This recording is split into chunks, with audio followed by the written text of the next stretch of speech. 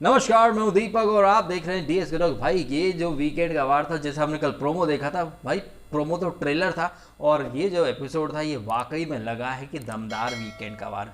अगर ऐसा वीकेंड का वार होना तो मज़ा आ जाए, लेकिन क्या है कि गिरती टीआरपी है, खच्चर रेटिंग्स हैं और पब्लिक भी कह रही है, मैं तो कह ही रहा हूँ कि ये लोग काफ़ी बायस्ड अप्रोच लेके चलते हैं। तो कहीं ना कहीं आज सलमान खान ये ठान के आए थे, मेकर्स ने ये ठान लिया था कि जो सो कॉल्ड कलर्स के फेसेस हैं जिन्हें डीएसके काफ़ी ज़्यादा नापसंद कर रहा है, तो इन कलर्स फेसेस की बजाओ ताकि टीआरपी वगैरह आए। तो इसी कोशिश में आज कलर्स का ये जो बहू गैंग है, मैं पहले ही बता दूं कि कई लोगों को ऐसा लग रहा है कि इन्हें खाम खाम इनकी पोल खोली गई है, इन्हें बैश किया गया है। मैं समझ रहा हूँ बहुत टू मच कर रहे थे ये लोग, और ये बैशिंग ना बहुत ज़्यादा डिजर्व करते थे। प्लस यही नहीं, इनके जो बाहर सेलिब्रिटी सपोर्ट में कूद पड़े थे ना उस इंसिडेंट के बाद से, करण पटेल ने तो राहुल वैद्य के ऊपर बोल दिया था कि इतना ही बड़ा बड़ा मर्द बनता है तो मर्दों पर आके ट्राई कर ले। वो तो नल्ले करण पटेल, तेरे अगर बम में दम है ना तो आज सलमान खान को गलत साबित करके दिखा दे। सलमान खान के लिए भी एक इंस्टा पे स्टोरी डालते कि सलमान खान तू चूतिया है, जास्मीन सही थी। तो करण पटेल बाबू, तुम में अगर दम हो ना तो आज इंस्टा पर सलमान खान को खरी खोटी सुना के दिखाओ, क्योंकि उस दिन तो तुम बहुत जास्मिन को सपोर्ट कर रहे थे कि वो सही है, वो सही है, वो सही है। राहुल वैद्य को पता नहीं क्या क्या बोला तुमने। क्या आज तुम सलमान को गलत बोल सकते हो? करण पटेल और तुम्हारी पूरी टीवी मंडली, ये जो टीवी सेलिब्रिटीज होते हैं ना, ये कैसे आप देख लीजिए एक घटिया चीज़ को इस कदर ग्लोरीफाई करते हैं और इनके जो लाखों फॉलोअर्स होते हैं वो इनकी बात में आ जाते हैं।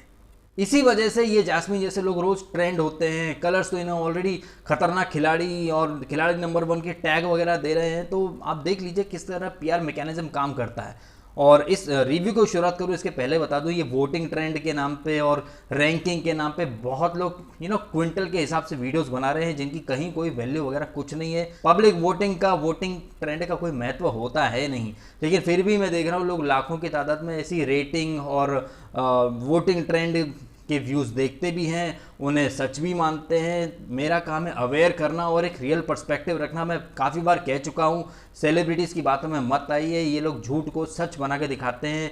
तमाम यूट्यूब पर लोग बिग बॉस की पल पल की खबरें देने के लिए खबरी लोग बैठे हुए हैं। रेटिंग, वोटिंग ट्रेंड, कौन जाएगा एविक्शन, प्लीज़ जब तक ना आए टीवी पर या ऑफिशियली पता न चले, ट्रस्ट मत करो। और एक और बात, आज मैंने ये जो वुमेन कार्ड की धज्जियाँ उड़ी हैं इसकी जास्मिन की, मैंने ऑलरेडी एक कॉमेडी वीडियो बनाया था 1-1.5 मिनट का। अगर आपने वो नहीं देखा है तो देख लीजिएगा, आज दोपहर में डाला है। और एक बात और, इस एपिसोड में सलमान खान ने नेपोटिज्म के ऊपर बड़ी बड़ी बातें की हैं, बड़ी बड़ी बातें की हैं। उनमें उन्होंने एक बात और कही है कि इस इंडस्ट्री में कोई किसी को इन्फ्लुएंस नहीं कर सकता कि तुम इसके साथ काम करो, किसी के ऊपर थोप नहीं सकते।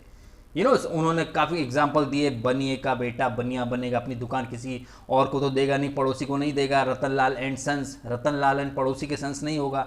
आप यहाँ पर किसी को थोप नहीं सकते हो। राहुल वैद्य के पास कोई जवाब नहीं था, तो सलमान खान की इसी बात का जवाब मैंने मेरे ट्विटर के फ्लीट में बिग बॉस 10 का एक क्लिप डाला है, जहाँ यही सलमान खान कलर्स के इसी बिग बॉस में कह रहे थे कि अगर जग्गा दोबारा कलर्स पर दिख गई तो Salman will never work with colours. तो यहाँ पर सलमान ने अपनी मर्जी कलर्स पर थोपी थी। एंड यही सलमान खान आज नेपोटिज्म के ऊपर बड़े बड़े ज्ञान दे रहा था। देखो भैया, ऐसा है कि एक माँ बाप का फ़र्ज़ होता है कि अपने बेटे को पढ़ाएं लिखाएं, ट्यूशन, सिंगिंग, म्यूज़िक, क्रिकेट, वो जिस फील्ड में जाना चाहे वो जा सकता है। ये माँ बाप का फ़र्ज़ होता है, ठीक है।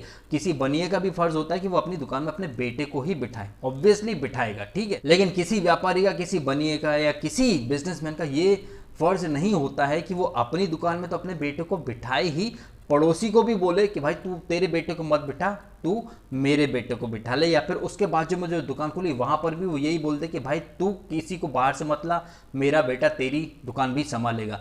ये है नेपोटिज्म, ये है फेवरेटिज्म, जिसके खिलाफ हम हैं। मैं पहले से कहता आ रहा हूँ, नेपोटिज्म को ये लोग एक अलग तरीके से लेते हैं। शबाना आज़मी हो, सोनाक्षी सिन्हा हो, सोनम कपूर हो, करीना कपूर, ये लोग कहते रहते कि जब डॉक्टर का बेटा डॉक्टर बनता तब कोई नेपोटिज्म क्यों नहीं बोलता। अरे बेवकूफ़, अनपढ़ गंवार, डॉक्टर का बेटा नींद से उठकर डॉक्टर नहीं बन जाता। बाकायदा एग्जाम दी जाती है, एजुकेशन लेनी पड़ती, पूरी प्रैक्टिस करनी पड़ती है, तमाम तरह से मतलब खुद को साबित करना पड़ता है, तब जाकर आपके नाम क्या DR डॉक्टर लगता है। इंजीनियर का बेटा भी रातों रात इंजीनियर नहीं बन जाता, लेकिन एक्टर का बेटा रातों रात एक्टर बन जाता है। आप एक बात बताइए, Indian Idol if I am not wrong 2004-2005 में आया था, ठीक है। 2005 पकड़ लेते हैं, आज है 2020। तो राहुल वैद्य जो 2005 में इंडियन आइडल में आया, रनर अप बना, आई थिंक टॉप 2 टॉप 3 में ऐसा कुछ था, वो राहुल वैद्य जिसने 2005 में इंडियन आइडल किया, वो बिग बॉस में आ रहा है 15 साल के बाद। यानी राहुल वैद्य को लग गए 15 साल बिग बॉस में आने में। लेकिन कुमार शानू वो लड़का सिर्फ 1 साल में ही, पिछले सीजन बड़ा फैन था वो, उसकी इच्छा हुई और वो बिग बॉस में आ गया। इतना आसान है क्या बिग बॉस में आ जाना? अपने टैलेंट की बूते। मैं तो 3-4 साल से ट्राई कर रहा हूँ, मुझे तो आज तक नहीं लिया आपने। इनफैक्ट मेरा तो ट्विटर अकाउंट वगैरह सब सस्पेंड कर दे, तो मुझे यूट्यूब पे आप लोगों की पोल खोलता हूँ तो मुझे लीगल नोटिस आते हैं, ईमेल्स आते हैं, मेरा चैनल रिपोर्ट करने की कोशिश की जाती है, बंद करवाने की धमकियाँ दी जाती हैं। तो मेरी भी इच्छा, मेरे में भी टैलेंट है कि मैं आपके शो में आऊँ, लेकिन आप लोगों ने मुझे तो इतनी जल्दी मौका नहीं दिया जितनी जल्दी आपने जान कुमार शानू को दे दिया। और यहाँ पर आप नेपोटिज्म के ऊपर फिर दलीलें दे रहे हो कि माँ बाप का फर्ज। राहुल वैद्य, तुम्हारे पापा ने फीस भरी थी सिंगिंग की। अरे पापा ने फीस भरी थी, पापा ने लॉन्च नहीं कर दिया था। कुमार शानू अपने बेटे को लॉन्च करें, बनाए उसके लिए म्यूजिक वीडियो, कहाँ कोई रोक रहा है। लेकिन क्या बिग बॉस एक सिंगिंग रियलिटी शो है? क्या राहुल वैद्य और जान कुमार शानू एक ही जैसे हैं क्या? राहुल वैद्य ने तो 15 साल काफ़ी काम किया, उसके पहले काफ़ी स्ट्रगल किया, जो उसने बताया भी कि 7 घंटे लगते थे उसको जू तक आने में, स्ट्रगल करने में। और ये जान कुमार शानू, क्या BMW मर्सिडीज़ में घूमना स्ट्रगल होता है क्या?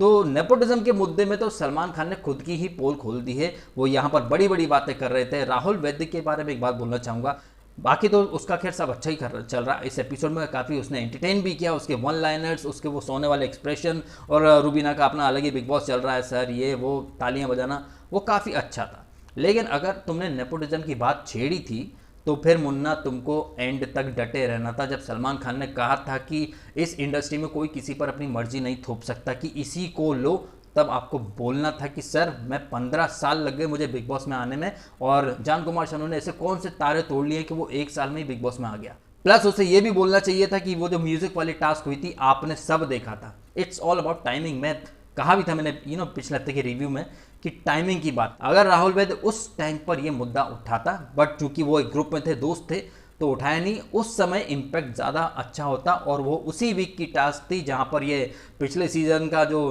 कलर्स के नेपोटिज्म का विनर है, उसने इस सीजन में जान कुमार शानू को भर भर के सपोर्ट किया। इसी सीजन में हमें भर भर के नेपोटिज्म दिखाई दिया है। सलमान कह रहे थे ना कि किसी का हक मारकर आप किसी को लाते हो तो गलत है, तो भाई शहजाद को आपने हटा दिया है, उसको तो नॉमिनेट भी नहीं किया गया था। इनफैक्ट सबने जान का नाम लिया था, सारा गुरपाल, उसको भी निकाल दिया गया। किसके द्वारा? शुक्ला ने बोला जान नहीं, जान रहना चाहिए, आप सारा को निकाल दो, सारा को निकलवा दिया।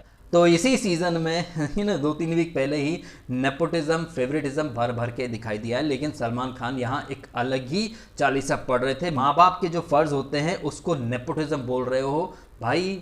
अगर माँ बाप के फर्ज होते हैं तो चंकी पांडे ने अनन्या पांडे को क्यों लॉन्च नहीं किया? क्यों करण जौहर से करवाया? क्यों यहाँ पर जानवी कपूर को बोनी कपूर खुद लॉन्च नहीं करता? वो तो प्रोड्यूसर है ना, फिर करण जौहर क्यों लॉन्च करता है? क्यों शाहिद कपूर के भाई को लेकर शाहिद कपूर खुद पिक्चर नहीं बनाता, कोई और बनाता है? क्यों टाइगर श्रॉफ को जैकी श्रॉफ ने लॉन्च नहीं किया? क्यों लॉन्च नहीं किया? आप कह रहे हो ना कि बनिए की दुकान में बनिया का बेटा बैठेगा, तो फिर ये जो एक्टर्स हैं इनके बाप ने इन्हें लॉन्च क्यों नहीं किया? कोई थर्ड पार्टी ने क्यों किया? जाहिर तौर पर थर्ड पार्टी को आप इन्फ्लुएंस करते हो, आपके दोस्त यार हैं, इस तरह से नेपोटिज्म चलता है। सीधी सी बात है, किसी आउटसाइडर को करण जौहर अपनी पिक्चर में हीरो बना देगा क्या? या फिर सजित नडियाड वाला जैसा बड़ा प्रोड्यूसर ले लेगा क्या? है आपका जो बहन का पति है, मुझे उसका नाम नहीं पता, अर्पिता का पति, उसको लेकर आपने 2-3 पिक्चर बना दी, किसी रास्ते चलते को लेकर आपने बनाई क्या? खैर आप बोलते कि वो तो आपके परिवार का हिस्सा है, लेकिन नेपोटिज्म है, फेवरेटिज्म है, और भर भर के है। सलमान उसको डिफेंड करने के चक्कर में खुद को झूठा और खुद को ही हिपोक्रेट और अपने ही स्टेटमेंट से कॉन्ट्राडिक्ट करते हुए पाए गए।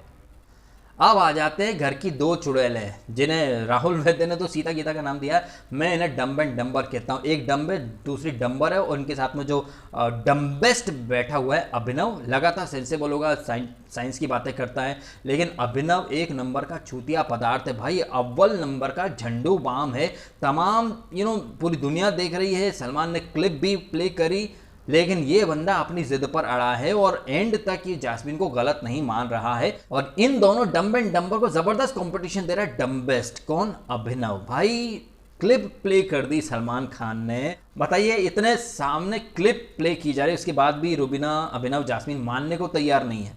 वो अपनी जिद में है कि सर ये धमकी थी। इंटेंट इंटेंट इंटेंट इंटेंट तो हमें भी तुम्हारा दिखाई दे रहा है जास्मिन।